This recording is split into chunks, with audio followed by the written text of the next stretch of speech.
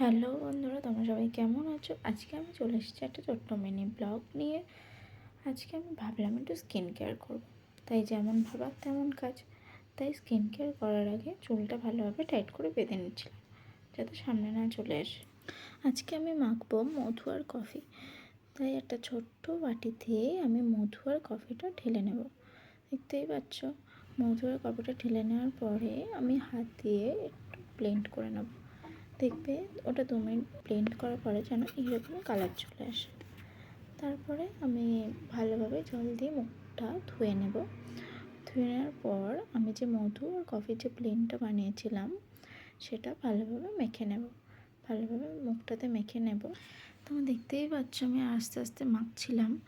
আমার মুখে অ্যাকচুয়ালি ছোটো ছোটো চুল আছে, মানে বেবি হেয়ার, ওটাতে খুব প্রবলেম করছিলো মাখতে।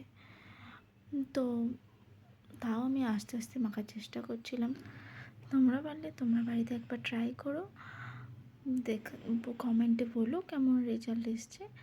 আর মুখটা দেখতেই পাচ্ছ আর অল্প আছে, মুখটাতে আমি আস্তে আস্তে মেখে নিচ্ছিলাম। মেখে নেওয়ার পর আমি 10 মিনিট পরে জল দিয়ে ধুয়ে নেব। তোমরা পারলে বেশি রাখতেও পারো, কোনো ব্যাপার না। 10 মিনিট হয়ে যাওয়ার পরে দেখতেই পাবো কেমন রেজাল্ট হয়েছে। তো 10 মিনিট হয়ে গেছে, দেখতেই পাচ্ছ আমার মুখটা কেমন গ্লো করছে হালকা। আজকে এই পর্যন্ত, বাই।